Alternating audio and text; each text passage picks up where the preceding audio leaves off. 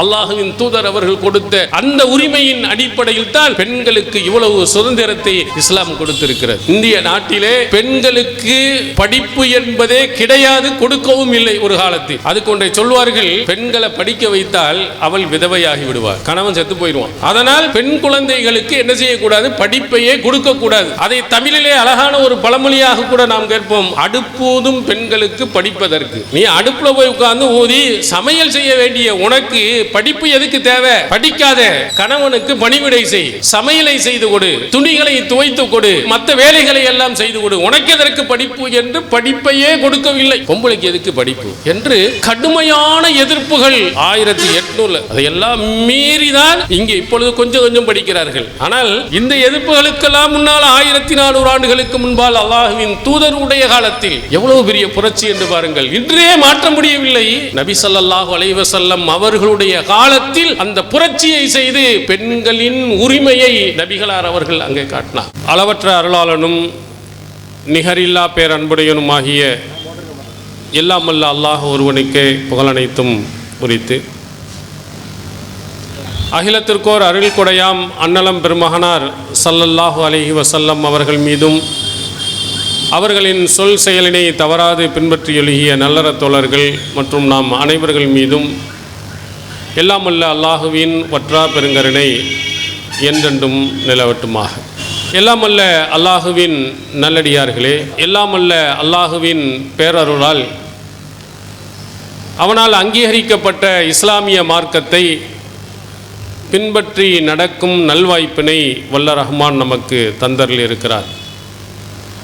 இந்த இஸ்லாமிய மார்க்கம் உலகத்தில் இருக்கக்கூடிய எல்லா மதங்களை விடவும் சிறப்பானதாகவும் உயர்ந்ததாகவும் அனைத்து மதங்களை விடவும் பின்பற்றுவதற்கு ஏற்றதாகவும் இருப்பதற்கு காரணம், அந்த மார்க்கத்தினுடைய கொள்கைகள், கோட்பாடுகள், அறிவுரைகள், சட்டதிட்டங்கள் இவை அனைத்தும் மிக உயர்ந்ததாகவும் படைத்த இறைவனிடத்திலிருந்து வந்ததாகவும் இருப்பதினால்தான் இந்த இஸ்லாமிய மார்க்கம் மிக உயர்ந்ததாக இருக்கிறது.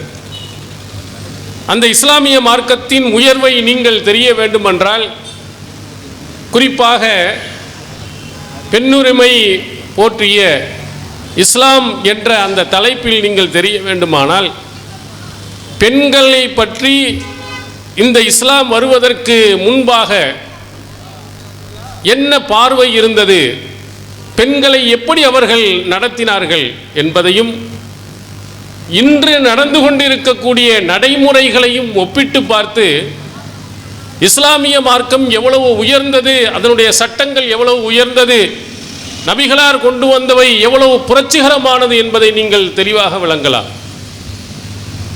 பெண்கள் ஒரு காலகட்டத்தில் அவர்கள் வாழ்வதற்கே தகுதியற்றவர்களாக கருதப்பட்டார்கள். அவர்களுக்கு வாழ்வுரிமையை தந்தது இஸ்லாமிய மார்க்கம்தான். நீங்கள் நபிகளாரினுடைய காலத்திற்கு போக வேண்டியதில்லை. நம்முடைய காலத்தில், நம்முடைய மாநிலத்திலே நீங்கள் பார்க்கலாம், பெண் குழந்தை பிறந்தது என்றால் அதை அபசகுனமாக எடுத்துக்கொண்டு அந்த பெண் பிள்ளைக்கு கள்ளிப்பாலை கொடுத்து நெல்மணிகளை கொடுத்து கொல்லும் பழக்கமும் தமிழகத்தில் இருந்ததை நீங்கள் அறிவீர்கள். எதற்காக? பெண் குழந்தை என்ற ஒரே காரணத்திற்காக வேண்டி பெண்களை சிசுவிலேயே கொலை செய்யக்கூடிய கொடுமை இருந்தது. அன்று மட்டுமல்ல, நவீன காலத்தில் நவீன முறையில் இன்றும் இருக்கிறது. ஸ்கேனின் மூலமாக பிறப்பது பெண் குழந்தை, உள்ளே இருப்பது பெண் குழந்தை என்று தெரிந்தால் ஊசிகள், மருந்துகளை கொடுத்து கொலை செய்யும் கொடூரமும் இப்பொழுதும் இருந்து கொண்டிருக்கிறது. பெண் குழந்தை என்பதற்காக ஒரு 2 பெண் குழந்தை, 3ஆவதும் பெண்ணா, 4ஆவதும் பெண்ணா, 5ஆவதும் பெண்ணா என்று அதிர்ச்சி அடையக்கூடியவர்கள், பெண்களும் கூட அதிர்ச்சி அடைகிறார்கள். அடுத்து அந்த பிள்ளை உருவானால், அது பெண் குழந்தை என்று தெரிந்தால் கருவிலேயே சமாதி கட்டி விடுகிறார்கள், கல்லறை கட்டி விடுகிறார்கள். இன்றும் இருந்து கொண்டிருக்கிறது. ஏன் இதை ஆண் பிள்ளைக்கு செய்கிறார்களா? முதலாவது ஆண் பிள்ளை, ரெண்டாவது, மூன்றாவது, நாலாவது ஆம்பளை பிள்ளையா பிறந்து கொண்டு வந்தால் ஒரு பொம்பளை பிள்ளை இருந்தால் நல்லா இருக்கும்னு ஆசைப்படுவார்கள். கொலை பண்ணிடுவாங்களா? கொண்டு விடுவார்களா? இல்லை. பெண் பிள்ளை என்று சொன்னால் அவ்வளவு மட்டமானதாகவே இன்றைய காலம் வரையிலையும் நினைத்திருக்கின்றார்கள்.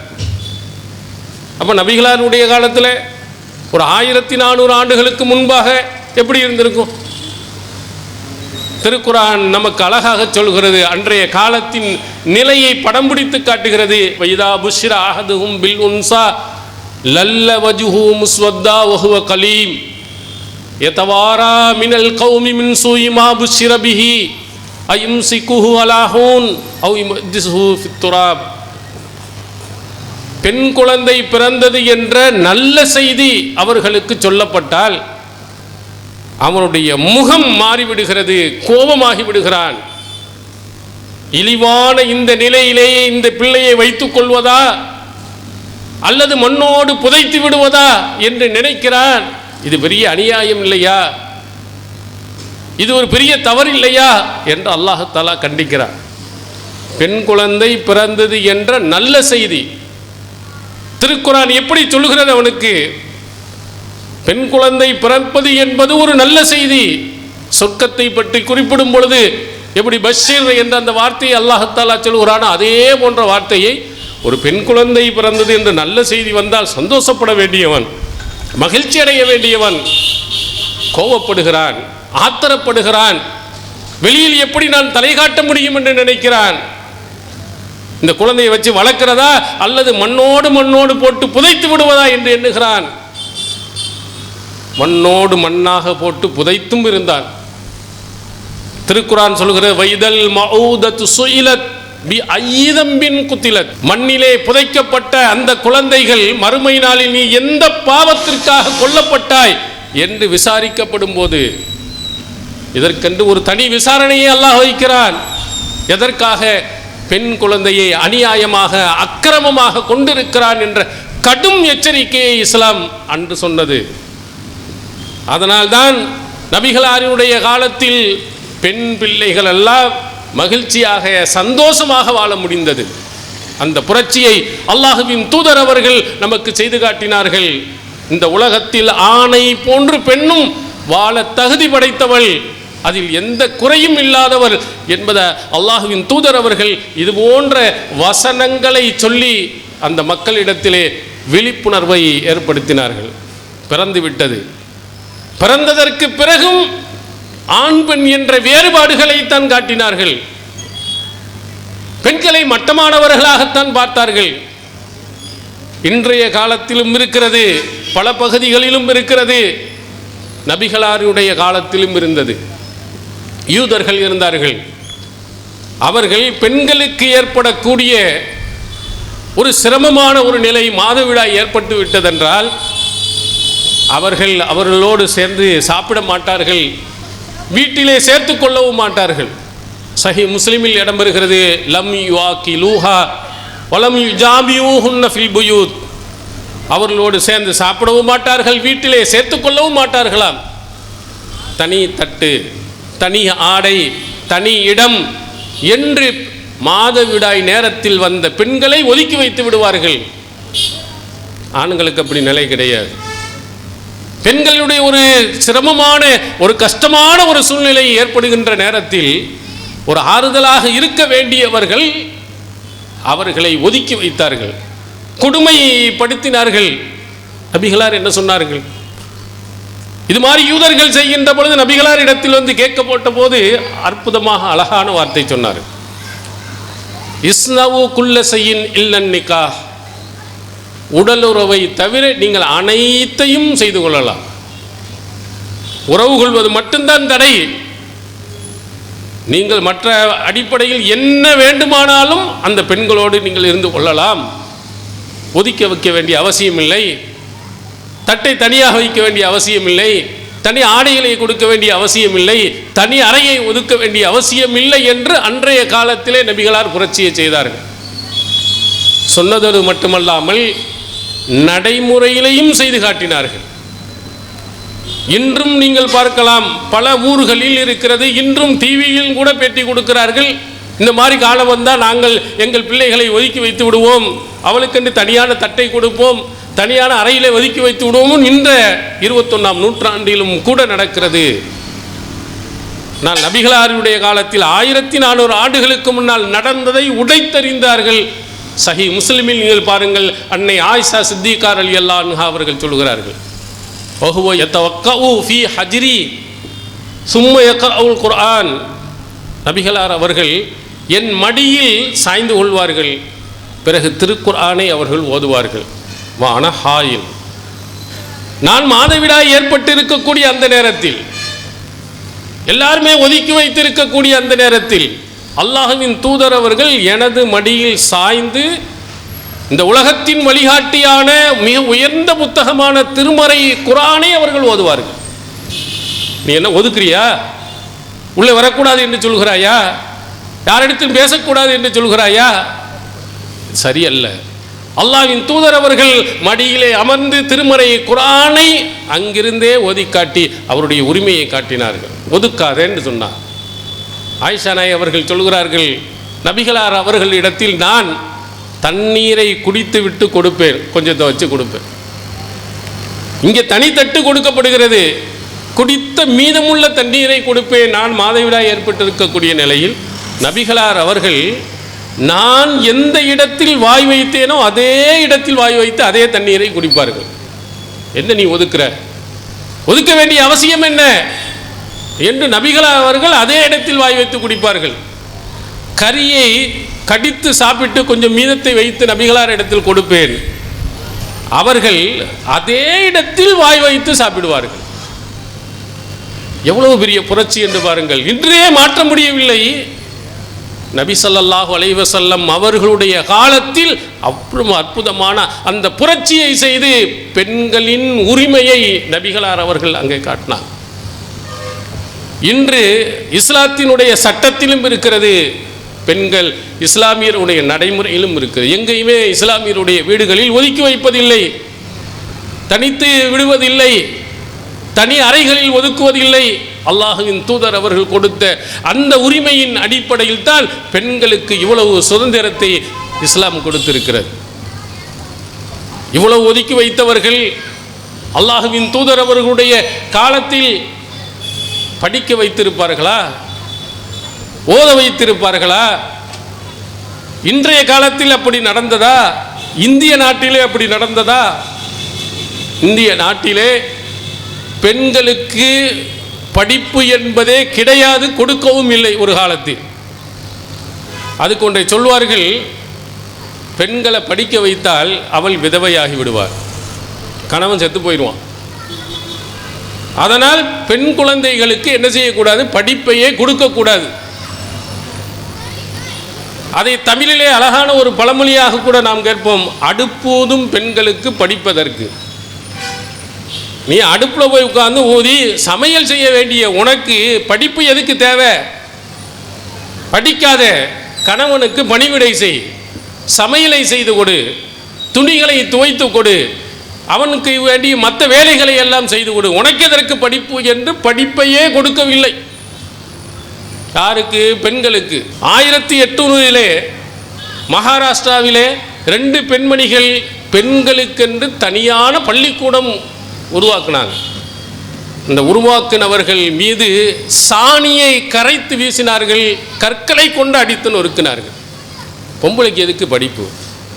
ஏன் அவளை படிக்க வைக்கிறாய் என்று கடுமையான எதிர்ப்புகள் 1800. பெண்களுக்கு படிப்பு என்பதையே கொடுக்கவில்லை, அவர்களுக்கு தேவையே கிடையாது, படிக்க வைக்காதீர்கள் என்று கடுமையான எதிர்ப்புகள் அங்கே எழும்புது. அதையெல்லாம் மீறிதான் இங்கே இப்பொழுது கொஞ்சம் கொஞ்சம் படிக்கிறார்கள். ஆனால் இந்த எதிர்ப்புகளுக்கெல்லாம் முன்னால் 1400 ஆண்டுகளுக்கு முன்பால் அல்லாஹ்வின் தூதருடைய காலத்தில் நபிகளார் அந்த பெண்ணுக்கு படிப்பு எப்படி கொடுத்தார்கள்? சஹீஹுல் புகாரியில் இடம்பெறும் ஹதீஸை நீங்கள் பாருங்கள். நபிகளார் சொல்கிறார், 3 நபர்கள் யுத்தூன அஜ்ரஹும் மர்ரத்தைன், 3 நபர்களில் அவங்களுக்கு 2 தடவை கூலி கொடுக்கும், டபுள் கூலி அவங்களுக்கு கொடுப்போம். அதில் ஒரு மனிதன் யார் என்றால் ரஜுலு தக்கூனு லஹுல் அமா, ஒரு ஆண் அவனுக்கு ஒரு அடிமை பெண் இருக்கிறார். உங்களுக்கு அடிமை என்றால் அன்றைய காலத்தில் போர்க்களங்களிலிருந்து பிடித்து வரப்பட்டவர்கள், அவங்க கொத்தடிமைகளை போன்று வெறும் வேலை செய்கிறதுக்கு மட்டும்தான் பயன்படுத்துவாங்க, எந்த உரிமையும் அவர்களுக்கு கொடுக்கப்படுவதில்லை. அப்படிப்பட்ட அடிமைகள் நபிகளார் அவர்கள் பிந்திய காலத்தில் அந்த அடிமை முறையே மொத்தமாக பல வழிகளில் என்ன செய்தார்கள், முறியடித்துட்டாங்க. அவன் செய்யக்கூடிய தவறுகள் இவைக்கெல்லாம் பரிகாரமாக அடிமையை விடுதலை செய்தல் சட்டங்களை கொண்டு வந்து பெரும்பான்மை எல்லாருமே அடிமைகளும் விடுதலை செய்யப்பட்டாங்க. ஆனால் ஆரம்ப காலத்தில் அப்படி அடிமைகள் நபிகளாருடைய காலத்தில் இருக்க தான் செஞ்சாங்க. அப்போ ரசூல்லா ஒரு ஆணுக்கு ஒரு அடிமை பெண், ஆம்பளை கூட கிடையாது, ஒரு பெண் இருக்கிறார். அந்த அடிமை பெண்ணுக்கு அல்லிமுஹா ஃபயஹ்சினு தஅலீமஹா, கல்வியை அந்த பெண்ணுக்கு கல்வியை கற்றுக் கொடுத்து அந்த கல்வியையும் அழகுற கற்றுக் கொடுத்து.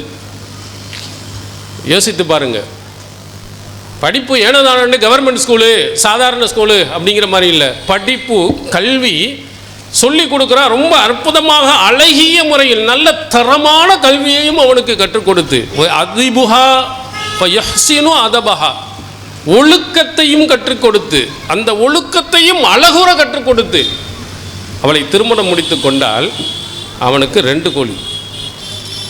நபிகளாரினுடைய ஆர்வத்தை பாருங்கள், அவங்க ஆர்வமூட்ட விஷயத்தை பாருங்கள். சாதாரண சுதந்திரமாக இருக்கும் என்னல்ல, அடிமையாக இருக்கும் எண்ணிக்கை. கல்வியை கற்றுக்கொடு, அந்த கல்வியையும் அழகுற கற்றுக்கொடு, ஒழுக்கத்தை கற்றுக்கொடு, அந்த ஒழுக்கத்தையும் அழகுற கற்றுக்கொடு, 2 கூடுகளை பெற்றுச்சல். உண்டா? நபிகளாருடைய காலத்திற்கு பிறகே பெண்களுக்கு படிப்பு கொடுக்கவில்லை. ராஜபுத்திரர்களாக இருக்கக்கூடிய, ராஜிகளாக ராணிகளாக இருக்கக்கூடியவர்கள் அவருடைய அரண்மனையில் ஆசிரியர்களை வைத்து படித்தார்கள். சாதாரண மக்கள்லாம் படிக்க முடியல, பெண்கள்லாம் படிப்பறிவே இல்லாமல் தான் கடந்தாங்க.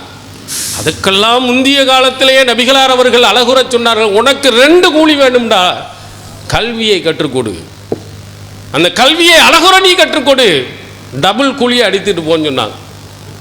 பெண்ணுக்கு, ஒரு அடிமை பெண்ணுக்கே சொன்னார்கள்டா. மற்றவர்கள் நீங்கள் யோசித்து பாருங்கள், நபிகளார் பெண்ணுரிமையை எவ்வளவு பேணினார்கள் பாருங்க. ஒரு அடிமையாக இருந்தாலும் அவளுக்கும் கல்வி தேவை, படிப்பு தேவை என்பதை சொல்லிக் கொடுத்ததை பாருங்கள். அன்னை ஆயிஷா சித்திகா ரலியல்லாஹு அன்ஹா அவர்கள் சொல்கிறார்கள், சஹி முஸ்லிமில் நீங்கள் பார்க்கலாம், நிஅமன் நிசாஉ நிசாஉல் அன்சார், பெண்களிலேயே மிகச்சிறந்தவர்கள் அன்சாரி பெண்கள். லம் யகுன் யம்னவுஹுன்னல் ஹயா அய்யதஃபக்கஹன ஃபித்தீன், அவர்களுக்கு கல்வியை கற்றுக்கொள்வதில், மார்க்க கல்வியை கற்றுக்கொள்வதில் வெட்கம் ஒரு தடையாக இருந்ததே இல்லை. எல்லா கேள்வியும் கேட்டு கற்றுக்குருவாங்க. யாரிடத்தை? அல்லாஹ்வின் தூதர் அவர்களிடத்தில் வந்து பல கேள்விகளை கேட்டிருக்கிறார்கள். நபிகளார் பதில் சொல்லி இருக்கிறார்கள். ஆயிஷா நாய் அவருக்கு சொல்வார், மார்க்க விஷயங்களில் இவர்களை போன்று சிறந்தவர்கள் யாரும் இல்லை, வெட்கப்படவே மாட்டாங்க கல்வி கற்பதில், மார்க்கத்தை அறிவதில் அவர்கள் எந்த விதமான பயத்தையோ எந்த விதமான குறைகளாகவோ இருந்து அவர்கள் இருந்ததில்லை. பயப்படாமல் வெட்கப்படாமல் அல்லாஹ்வின் தூதர் அவர்களிடத்திலே கல்வியை பயின்ற அவர்கள் மிகச்சிறந்த பெண்மணிகள் என்ற காலம்னு பாருங்க. நபிகளார் எப்படி எல்லாம் நடந்திருக்கிறார்கள் என்று பாருங்கள். எல்லா பெண்களும் என்ன கேள்விகளை கேட்டாலும் மார்க்கம் தொடர்பான அனைத்துக்கும் பெண்களுக்கு பதில் சொன்னார்கள். மார்க்கத்தில் சிறந்தவர்களாக ஆக்கினார்கள். அன்னை ஆயிஷா சித்திகா ரலியல்லாஹு அன்ஹா அவர்கள் அல்லாஹ்வின் தூதர் அவர்களிடத்தில் பாடம் பயின்றவர்கள். ஒரு பெண்மணி தான். வரலாற்று ஆசிரியர்கள் ஹாஃபில் இப்னு ஹஜர் அஸ்கலானி அவர்கள் சொல்கிறார்கள், அன்னை ஆயிஷா சித்திகா ரலியல்லாஹு அன்ஹா அவர்களிடத்தில் ஏராளமானவர்கள் மார்க்க சட்டத்தை கேட்டு அறிவித்திருக்கிறார்கள். ஆயிஷா நாய் அவரிடத்தில் இருந்து இஸ்லாமிய மார்க்க சட்டத்தில் 1/4 பகுதி வந்திருக்கிறது என்று குறிப்பிடுகிறார். மொத்த இஸ்லாமிய சட்டத்திலேயே 1/4 பகுதி, 1/4 பாகம் ஒரு பெண்மணி இடத்தில் தான் வந்திருக்கிறது. நபிகளார் இடத்திலிருந்து கற்று இருக்கிறார்கள், நபிகளார் சொல்லிக் கொடுத்திருக்கிறார்கள், இந்த பெண்மணி படித்திருக்கிறார்கள். அவ்வளவு மார்க்கத்திலே படிப்பதற்கு அவ்வளோ பெரிய உரிமைகளை கொடுத்தது இஸ்லாம். வீட்டிலேயே அடைஞ்சுக்கிட்டே படிக்காதே ஓதாதே என்று மார்க்கம் தடுக்கவே இல்லை. இஸ்லாம் அவர்களை அந்த உயர்ந்த இடத்திலே வைத்து பார்த்தது. நபிகளாரிடத்திலே தைரியமாக கேட்டார்கள். சஹீஹுல் புகாரில் இடம் வருகிறது, கலபனா அலைக்கர் ரிஜால் ஃபஜஅல்னா யௌமன் மின் நஃப்ஸி. அல்லாஹ்வின் தூதர் அவர்களே, ஆண்கள் உங்களை மிகைத்து விடுகிறார்கள், எங்களுக்கு கேட்க முடியல. எப்போதாலும் ஆண்கள் தான் சுற்றிட்டு இருக்கிறாங்க, அவங்க தான் கேள்வி கேட்குறாங்க, எங்களுக்குன்னு ஒரு நாளை ஒதுக்கி மார்க்கத்தை கற்றுக் கொடுங்கள் என்று கேட்டாங்க. இந்த தைரியம் முதல்ல பார்க்கணும். இந்த தைரியத்தை கொடுத்தது யார்? இஸ்லாமிய மார்க்கம். கேட்கலாம், நீ கேட்க வேண்டும், நீ படிக்க வேண்டும் என்று நபிகளாரினுடைய போதனை அல்லாஹ்வின் தூதரிடத்தில் கேட்டு எங்களுக்கு ஒரு நாள் ஒதுக்கிச்சாங்க. நபிகளார் ஒரு நாளை ஒதுக்கி அவர்களுக்காக மார்க்க சட்டங்களை, அறிவுரைகளை சொன்னார்கள் என்ற செய்தியை புகாரியில் நாம் பார்க்கிறோம். இப்போ கல்வியில் இஸ்லாம் எவ்வளவு பெரிய இடத்தில் வைத்திருக்குன்னு பாருங்க. இன்று கூட பெண் பிள்ளைகளை படிக்க வைப்பதில்லை, படிக்க அனுப்புவதில்லை. ஆனால் இஸ்லாம் படிக்க வேண்டும் என்று சொல்லுகிறது, படிப்பை கொடுக்க வேண்டும் என்று சொல்லுகிறது, அவர்களும் சிறந்தவர்களா ஆக முடியும் என்று சொல்லுகிறது. அன்னை ஆயிஷா சித்திகா ரலியல்லாஹு அன்ஹா அவர்களை பற்றி சொல்லும்போது அபூ மூஸா அல்-அஷ்அரி அவர்கள் சொல்லுகிறார்கள், நபி தோழர்களுக்கு, ஆண் நபி தோழர்களுக்கு நபிமொழிகளில் சந்தேகம் ஏற்பட்டால் சால்னா ஆயிஷா ரலியல்லாஹு அன்ஹா அவர்களிடத்தில் நாங்கள் போய் கேட்போம், அவர்களிடத்தில் சிறந்த கல்வியை பெற்று வருவோம் என்று குறிப்பிடுகிறார். ஒரு பெண்மணி மார்க்கத்திலே மிகச் சிறந்தவராக திகழ்ந்தார், ஆண்களுக்கு கூட பாடத்தை நடத்தினார். அந்த அளவுக்கு உயர்வான நிலையை இஸ்லாம் அடைய செய்திருக்கிறது. அவர்களுக்கு வாழ்வுரிமையை கொடுத்தது, கல்வி உரிமையை கொடுத்தது. அடுத்ததாக ஆடை. இந்த ஆடைகளை வைத்து நீங்கள் சரியாக விளங்கணும். ஒரு சிலர்கள் இது பிற்போக்குத்தனம், பெண்களுக்கு கொடுக்கக்கூடிய ஹிஜாபு, இது ரொம்ப அடிமைத்தனம் என்றெல்லாம் சொல்வார்கள். இவருக்கு வரலாறை புரட்டி பார்க்கட்டும். 1829 திருவாங்கூர் சமஸ்தானம் கேரளாவில் இருக்கு. அதில் ஒரு சட்டத்தை கொண்டு வந்தார்கள். சில ஜாதி பெண்கள் மேலாடை அணியக்கூடாது, ஜாக்கெட்டை அணியக்கூடாது என்று சட்டத்தை கொண்டு வந்தார்கள். அப்படி அணிந்து வந்தால் அதற்கு வரியை போட்ட கொடுமையையும் செய்தார்கள். பெண்ணுக்கு என்ன சட்டம் வேண்டிருக்கு, அரை நிர்வாணமாக ஓடு அப்படின்னு ஒரு சட்டத்தையே கொண்டு வருகிறார்கள்னா பாருங்க. 1829 இப்போ நபிகளாருடைய காலத்தில் எப்படி இருந்திருக்கும்? அவ்வளவு மோசமான ஒரு சூழ்நிலை இன்று பார்க்கிறோம். நபிகளாரினுடைய காலத்திலையும் இது போன்ற கொடுங்கோளர்கள், கொடுமையாளர்கள், முட்டாள்கள் நிறைய அங்கேயும் இருந்தார்கள். அறிவிலிகள் நிறைய இருந்தார்கள். கஅபத்துல்லாவையே நிர்வாணமாக அவர்கள் தவாப் செய்தார்கள். யதூஃபூன ஃபில் ஜாஹிலிய்யா உரியானா, அறியாமை காலத்தில் கஅபத்துல்லாவை நிர்வாணமாக தவாப் செய்தார்கள். ஹுமுஸ் என்ற கோத்திரத்தை தவிர அவர்கள் மட்டும் ஆடைகளை அணிந்து தவாப் செய்தார்கள். பெண்களுக்கு ஆடையை கொடுத்தார்கள் என்ற செய்தியை நாம் புகாரியில் பார்க்கிறோம். நபிகளார் அவர்கள் ஹிஜ்ரி 9 அபூபக்கர் சித்திக் ரலியல்லாஹு அன்ஹு அவர்கள் தலைமையில் ஹஜ் செய்ய அனுப்பினார்கள். அப்போ ஒரு அறிவிப்பை செய்ய சொன்னார்கள். இந்த காபத்துல்லாவில் எந்த முஷ்ரிக்கும் இனிமேல் தவாப் செய்யக்கூடாது. அதே மாதிரி வலா யதூஃபு பில் பைத் உரியான், நிர்வாணமாக எவனும் சுத்தக்கூடாது. எப்படி இருந்திருக்கிறது ஒரு காலம்? இறைவனை வணங்கக்கூடிய இடத்திலும் கூட ஆடை இல்லாமல் வணங்க வேண்டும் என்று கற்றுக் கொடுக்கப்பட்ட காலம். பெண்களுக்கு ஆடையை வேண்டியதில்லை என்று சொல்லப்பட்ட ஒரு காலம். நிர்வாணமாக கஅபத்துல்லாவை வலம் வந்த ஒரு காலம். அதற்கு பிந்திய காலத்தில் ஆடையை அணியக்கூடாது என்று சட்டம் கொண்டு வந்த ஒரு காலம். ஆனால் திருக்குரான் என்ன சொல்கிறது? இவர்கள் போட வேண்டாம் என்றார்கள். திருக்குரான் வலா யுபதீன ஜீனத்தஹுன்ன இல்லாமா லஹர மின்ஹா ஃபல்யல்ரிபுன பிஹுமுரிஹின்ன அலா ஜுயூபிஹின்ன.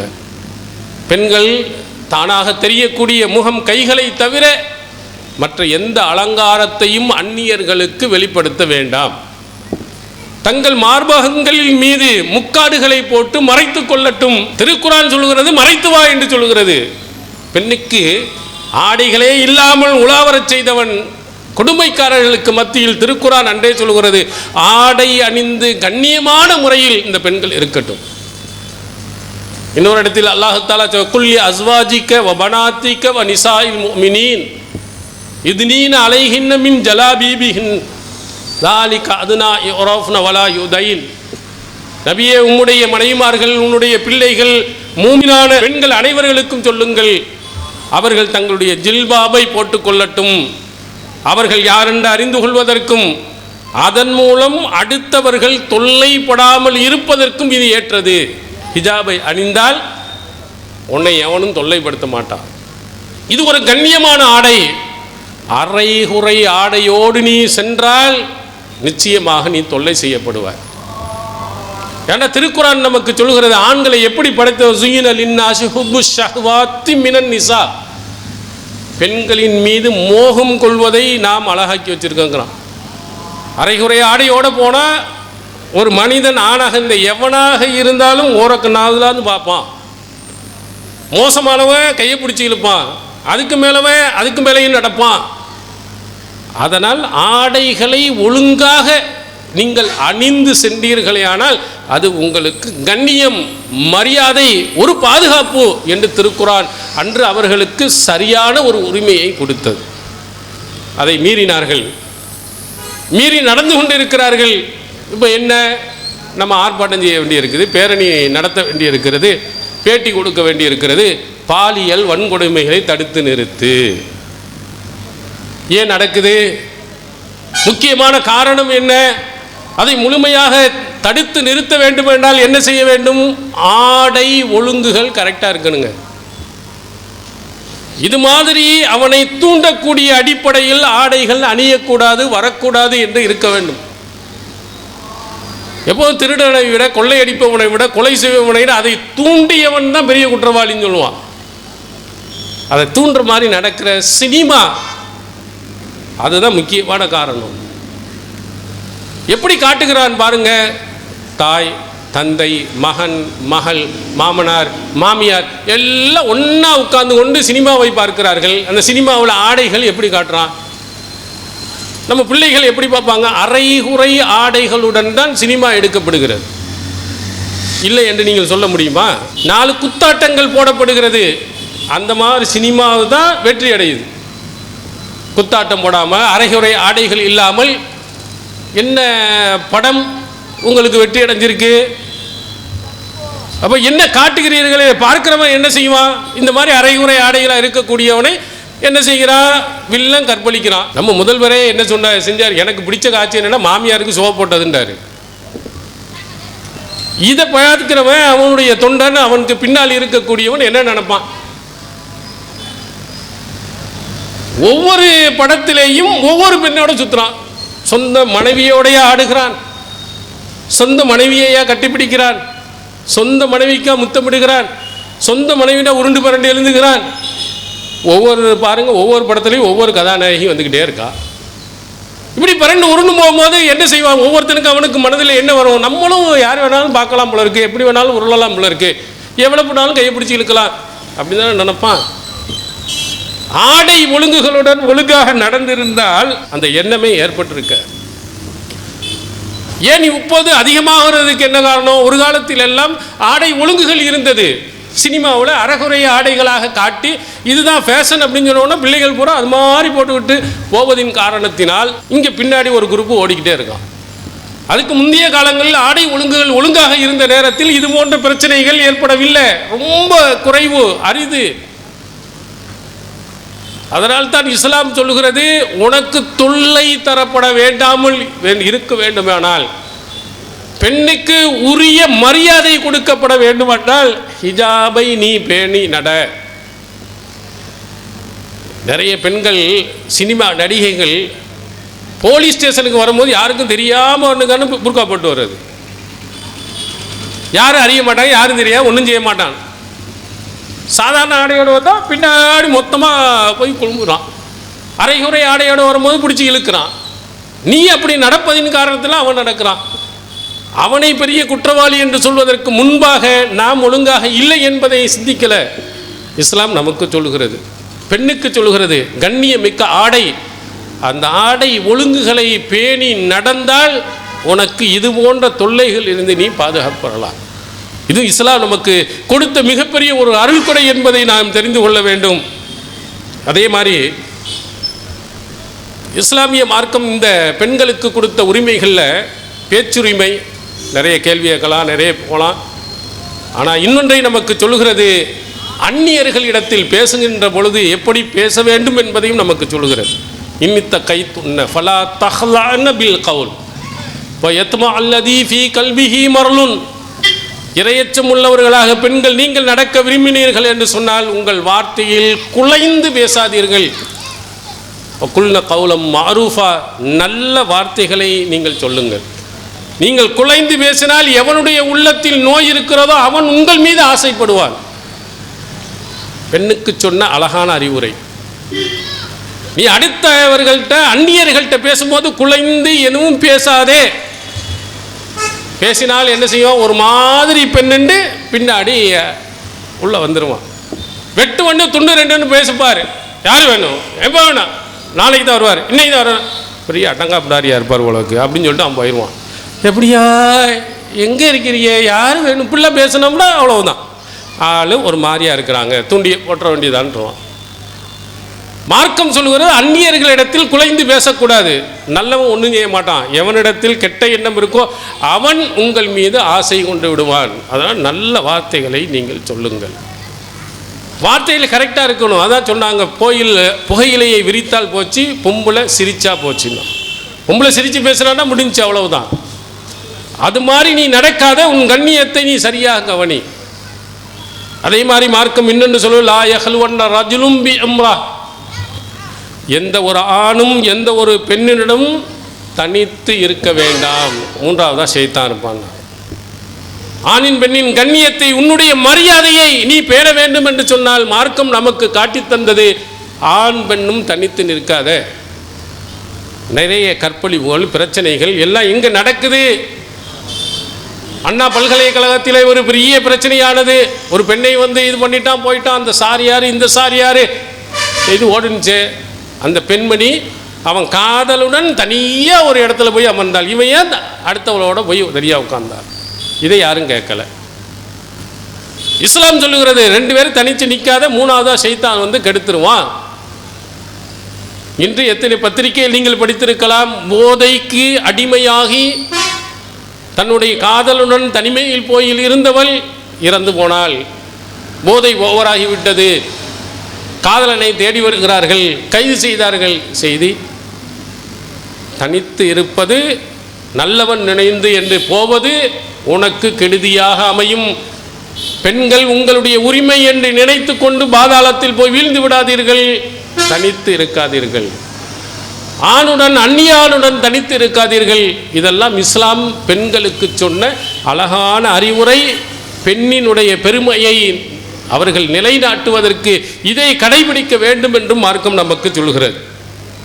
அடுத்தது பெண்களின் ஆடைகளை பற்றி. அடுத்து திருமணம். இஸ்லாம் கொடுத்த மிகப்பெரிய ஒரு உரிமை. இன்று கூட பல இடங்களில் கிடையாது. திருமணம் முடிக்கின்ற பொழுது யாரும் பெண்ணிடத்தில் அனுமதி கேட்பதில்லை. நீ இந்த பெண்ணை திருமணம் முடிச்சுக்கிறியா, இந்த ஆணை நீ திருமணம் முடித்துக் கொள்கிறாயா, பிடித்திருக்கிறாரா அப்படிலாம் கேட்குறதே கிடையாது. நான் நபிகளார் அவர்கள் தெளிவாக சொன்னார்கள். புகாரியில் பார்க்கலாம், துன்கஹுல் ஐமு ஹத்தா துஸ்தாமர் வ துன்கஹுல் பிக்ரு ஹத்தா துஸ்தாதன். கன்னி பெண்ணாக இருந்தாலும் சரி, விதவை பெண்ணாக இருந்தாலும் அனுமதி இல்லாமல் திருமணம் முடிக்கப்படக்கூடாது. ஒரு பெண் அனுமதி கொடுக்கவில்லை என்று சொன்னால் அந்த திருமணமே செல்லாது என்று நபிகளார் சொன்னாங்க. திருமணம் முடிக்கின்ற பொழுது அந்த பெண்ணினுடைய முழு சம்மதம் வேண்டும். இது ஏட்டி சுரக்காய் கறிக்கு உதவாதா? நபிகளார் சட்டத்தை மட்டும் சொல்லவில்லை, நடைமுறையும் படுத்தி காட்டியிருக்கிறார்கள். சஹீஹுல் புகாரியில் நீங்கள் பாருங்கள், ஹன்சா பின்த் ஹிதாம் அல் அன்சாரியா ரலியல்லாஹு அன்ஹா அவர்கள், அன்சாரி பெண்ணான ஹன்சா பின்த் ஹிதாம் ரலியல்லாஹு அன்ஹா ரசூலுல்லாஹி ஸல்லல்லாஹு அலைஹி வஸல்லம் அவர்களிடத்தில் வந்து முறையிடுகிறார்கள், அல்லாஹ்வின் தூதர் அவர்களே, என்னுடைய தந்தை நான் வெறுக்கும் நிலையில் எனக்கு கல்யாணம் முடித்து வச்சுட்டார். நபிகளார் இடத்தில் புகார் போகிறது.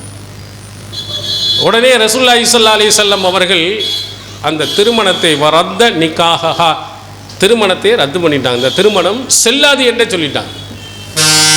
எவ்வளவு பெரிய உரிமை என்று பாருங்கள். திருமணம் முடித்து வச்சது அத்தா தான், அவருடைய அப்பா தான் திருமணம் முடித்து வைத்தார். ஆனால் இந்த பெண்ணுக்கு விருப்பம் இல்லை, இந்த பெண் வேண்டாம் என்று சொல்கிறார். அப்படி இருந்தும் திருமணம் முடித்து வைச்சார். நபிகளார் அவர்கள் அவருடைய உரிமையை எவ்வளோ பெரிய இடம் பாருங்க. உங்கள் அப்பா முடித்து வைத்தாலும் உனக்கு விருப்பம் இல்லையானால் அந்த திருமணம் செல்லாதுன்னு ரத்து பண்ணிட்டான். இதை விடவும் பெரிதாக ஒன்று, சாபித் ரலியல்லாஹு அவருடைய மனைவி நபிகளாரிடத்தில் வந்து சொல்லுகிறார்கள். புகாரில் நீங்கள் பார்க்கலாம். அவர்கள் சொல்லுகிறார்கள், அல்லாஹுவின் தூதர் அவர்களிடத்திலே வந்து, அல்லாஹுவின் தூதர் அவர்களே, சாபித்தில் மார்க்க விஷயத்திலும் சரி குணம் விஷயத்திலும் நான் எந்த குறையும் சொல்ல மாட்டேன். ரொம்ப நல்ல மனிதன், குணமும் நல்ல மனிதன், மார்க்க விஷயத்திலும் கரெக்டாக நடக்கிறவர். இருந்தாலும் எனக்கு பிடிக்கல, மன ஒத்துக்கிறல. நபி ஸல்லல்லாஹு அலைஹி வஸல்லம் அவர்களிடத்த அந்த பெண்மணி, இவர் ஒரு குடிகாரனாக இருக்காரு, அடிக்கிறாரு, உதைக்கிறாரு, ஒழுங்காக தொழுகிறது இல்லை, மார்க்கத்தை பேணுறது இல்லை அப்படின்னு சொல்லல. எல்லாம் கரெக்டாக தான் இருக்குது, நல்ல குணம், மார்க்கப்பட்டு நல்லது அல்ல இருக்குது, எதுவுமே இல்லை. ஆனால் என் மனசுக்கு பிடிக்கலை. நபிகளார் இல்லை இல்லை இவ்வளோ நல்லவனாக இருக்கான், அங்கேயே கடை அப்படின்னு சொல்லவே இல்லை. மனம் ஒத்து இருக்கணும். ஒரு கணவன் மனைவிக்கு மத்தியில் அன்பும் பாசமும் வெளிப்படணும், வெறுப்பு வரக்கூடாது. அந்த பெண்மணி வேண்டாம் என்று சொல்லுகின்ற நேரத்தில் நபிகளார் அவர்கள் திரும்ப கேட்கிறார்கள், உனக்கு கொடுத்த மகரான கொடுத்த அந்த தோட்டத்தை திருப்பி கொடுத்துறியா? நான் திருப்பி கொடுத்துட்றேன். உடனே ரசூல் ஸல்லல்லாஹு அலைஹி வஸல்லம் அவர்கள் அவருடைய திருமணத்தை பிரித்து வச்சுட்டாங்க. எவ்வளோ பெரிய உரிமைன்னு பாருங்க. ஒரு பெண்மணிக்கு பிடிக்கவில்லை என்று சொன்னால் இந்த திருமணமே செல்லாது. எவ்வளவு நல்லவர் அப்படி இப்படின்னு சொன்னாலும் பரவாயில்லை. நபிகள் பெருமானார் அவர்கள் அந்த மாதிரி பெண்ணுக்கு விருப்பம் இல்லை என்றால் எந்த நேரத்திலையும் அந்த திருமணம் செல்லவே செல்லாது என்று விரிச்சிட்டாங்க, நடைமுறைப்படுத்தி காட்டினாங்க நிறைய. சஹீஹுல் புகாரியில் பாருங்கள், பரீரா ரலியல்லாஹு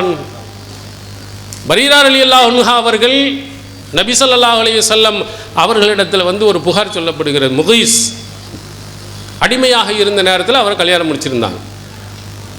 ஆயிஷா நாயி அவர்கள் பரீரா ரலியல்லாஹு அவர்களை விலைக்கு வாங்கி விடுதலை செஞ்சுட்டாங்க.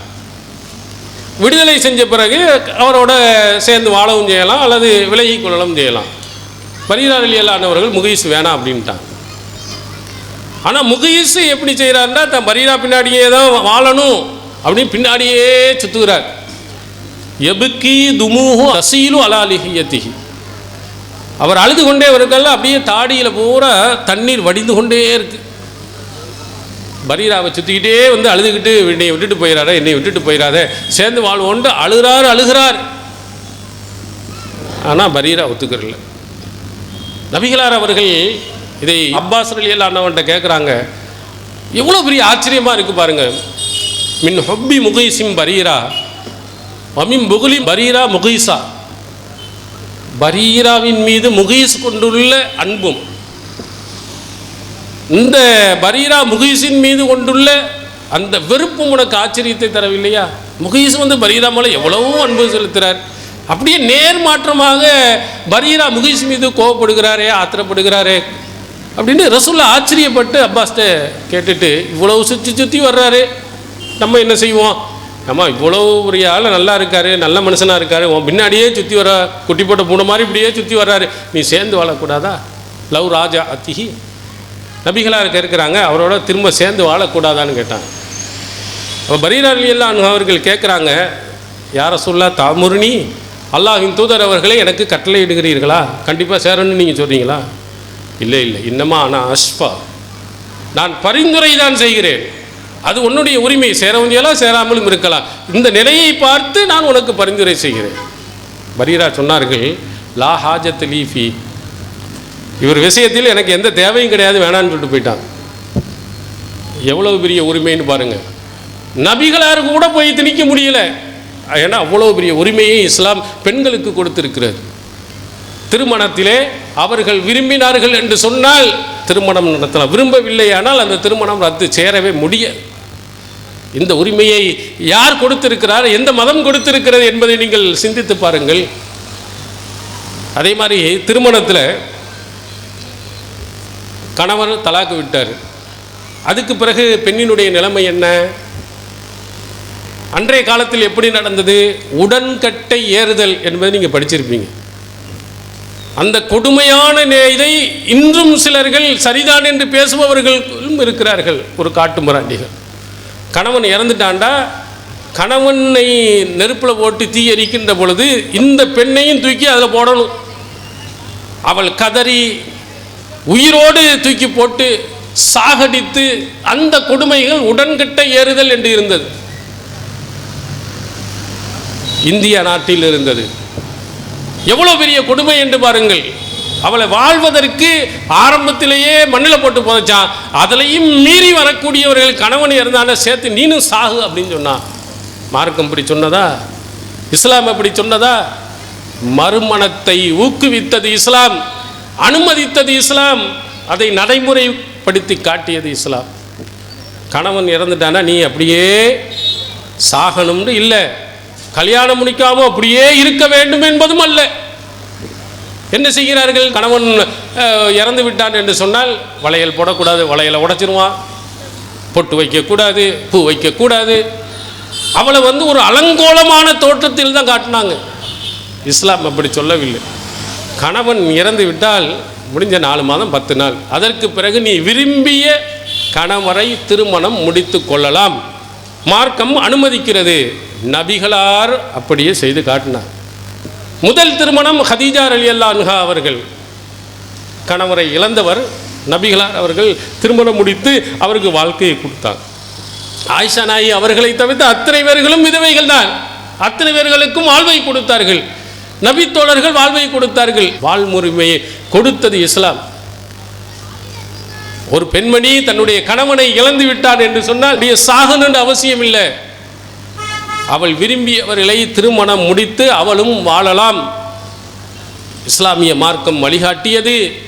இஸ்லாமிய மார்க்கம் அதுக்கு அற்புதமான வழிகளை சொல்லி நபித்தோழர்களின் மூலமாக உங்களுக்கு அற்புதமான வழிகாட்டுதலையும் காட்டியது. நபித்தோழர்கள் திருமணம் முடிச்சிருக்காங்க, ரசூல் ஸல்லல்லாஹு அலைஹி வஸல்லம் அவர்கள் திருமணம் முடித்திருக்கார்கள்.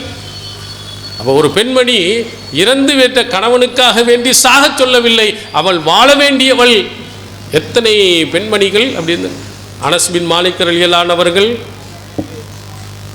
அவருடைய தந்தை மாலிக், அனஸ் ரலியல்லாஹு அன்ஹு முந்தைய கணவர் இறந்துட்டார். அபு தல்ஹா என்பவரை அவர்கள் திருமணம் முடிக்கலையா? அதன் மூலமாக அபு உமைர் என்ற பிள்ளையை அவர்கள் பெற்றுக்கொள்ளவில்லையா? அதற்கு பிறகு ரசூலுல்லாஹி ஸல்லல்லாஹு அலைஹி வஸல்லம் அவர்கள் அவர்களுக்கு துஆ செய்து 9 குழந்தைகளை பெற்று அந்த 9 பிள்ளைகளும் திருக்குர்ஆனை மனனம் செய்தார்கள் என்ற செய்தி இல்லையா? கணவன் இறந்துட்டார், அதோட ஒரு மூலையிலே போய் அமர்ந்திருக்கவில்லை. இஸ்லாம் வழிகாட்டியது. இன்னொரு கணவரை முடித்தார்கள், குழந்தையை பெற்றெடுத்தார்கள், அவரோடு சந்தோஷமாக இருந்தார்கள். மார்க்கம் பெண்களுக்கு இது போன்ற ஒரு அறிவுரையை, இது போன்ற ஒரு வழிமுறையை வேறு எந்த மதமும் இல்லை. இப்படிலாம் இருந்தால் ஒரு விதமாக உடனே கல்யாணம் முடிச்சிட்டாளா, இன்னும் 4 மாதம் 10 நாள், ஒரு வருஷம் கூட ஆகலை, உடனே முடிச்சிட்டாங்கன்னா ஒரு சில விதமாக பேசக்கூடிய ஒரு நிலையில் அல்லாஹ்வின் தூதர் அவர்கள் திருமணம் முடிக்கலாம் என்பதையும் திருமணம் முடித்தும் அல்லாஹ்வின் தூதர் அவர்கள் பெண் உரிமையை காட்டியிருக்கிறார். அதே மாதிரி இஸ்லாமிய மார்க்கம் கொடுத்த இன்னொரு முக்கியமான ஒன்று, வாழ்வதற்கே உரிமை இல்லாத அந்த காலகட்டத்தில் அவர்களுடைய சொத்துக்களுக்கு தங்களுடைய பெற்றோர்கள், முன்னோர்கள், மூதாதையர்கள் இவர்களுடைய சொத்துக்களிலிருந்து பெண்ணுக்கும் சொத்துரிமை இருக்கிறது என்று இஸ்லாம் தான் சொன்னுச்சு. 1956 தான் இந்தியாவிலே பெண்களுக்கு சொத்திலே உரிமை இருக்கிறது என்று சட்டமே கொண்டு வந்தாங்க. ஆனால் திருமறை குர்ஆன் 1400 ஆண்டுகளுக்கு முன்பாகவே பெண்களுக்கு உள்ள சொத்துரிமையை அற்புதமாக நமக்கு சொல்கிறது. திருக்குர்ஆனில் அழகாக ஒரு சின்ன வசனத்தில் அல்லாஹ் சொல்கிறான், வலின்னிசாய் நசீபும் மிம்மா தரக்கல் வாலிதானி வல் அக்ரபூன் மிம்மா கல்ல மின்ஹா ஓ கசூர். பெண்களுக்கு அவருடைய பெற்றோர்கள் விட்டு சென்றதிலும் அவருடைய உறவினர்கள் விட்டு சென்றதிலேயும் அவங்களுக்கு பங்கு இருக்கிறது. அது குறைவாக இருந்தாலும் சரியே, அதிகமானதாக இருந்தாலும் சரியே என்று திருக்குர்ஆன் சொல்லுது. ரொம்ப கோடி கோடியாக இருக்குன்னு அவசியம் இல்லை, கொஞ்சம் இருந்தாலும் பெண்ணுக்கு சொத்துல உரிமை இருக்குது. நீங்கள் சூரத்து நிசாவினுடைய 11, 12, 176 வசனங்கள், சூரத்து நிசா, அந்த 3 வசனம் தான் சொத்துரிமை எவ்வளவு என்பது, யாருக்கு என்பது பேசுகிறது. அதில் பாருங்கள், ஒரே ஒரு பெண் குழந்தை இருந்தால் சொத்துல பாதி அவளுக்கு கிடைக்கும். 2 பெண் குழந்தைகள் அதற்கு மேல் இருந்தால் 3/2 2/3 அவளுக்கு கிடைக்கும். தாய்க்கு சில நேரங்களில் 6இல் 1 பங்கு கிடைக்கும், சில நேரங்களில் 3இல் 1 பங்கு அவளுக்கு கிடைக்கும். மனைவியாக அவள் இருப்பாள் என்று சொன்னால் சில நேரங்களில் 1/4 பங்கு கிடைக்கும், சில நேரங்களில் 8இல் 1 பங்கு கிடைக்கும். இது மார்க்கம் சொல்லக்கூடிய, திருமறை குர்ஆன் நமக்கு சொல்லக்கூடிய சொத்துரிமை பங்கீடு. இது வெறுமனவே திருக்குர்ஆனில் மட்டுமல்ல, இன்றும் நடைமுறையில் பெண்களுக்கு சொத்துரிமை கொடுக்கப்படுகிறது. இன்றும் பெண்களுக்கு அதன் அடிப்படையில் ஃபத்வாக்கள் கேட்டு அவருடைய பெற்றோர்களினுடைய சொத்துக்களிலிருந்து அவர்களுக்கு வழங்கப்படுகிறது. பெண்களுக்கும் சொத்துரிமை இருக்கிறது என்பது அன்றே சொன்னது, அது இன்று வரையிலேயும் நடைமுறைப்படுத்தப்பட்டு இருக்கிறது. நீங்கள் நபிமொழிகளில் இதுபோன்று ஏராளமான உரிமைகளை அல்லாஹ்வின் தூதர் அவர்கள் இந்த பெண்களுக்கு கொடுத்திருக்கிறார்கள். திருமறை குர்ஆன் நமக்கு கொடுத்திருக்கிறது. எனவே இஸ்லாம் காட்டித்தந்த அந்த உரிமைகளை நாம் பேணி அல்லாஹ்வும் தூதரும் சொன்ன அடிப்படையில் நடக்க எல்லாம் வல்ல அல்லாஹ் தஆலா அருள் புரிவானாக. வாஹிர் தாவனா அல்ஹம்துலில்லாஹி ரப்பில் ஆலமீன். அஸ்ஸலாமு அலைக்கும் வரஹ்மத்துல்லாஹி. அல்லாஹு அக்பர், அல்லாஹு அக்பர்.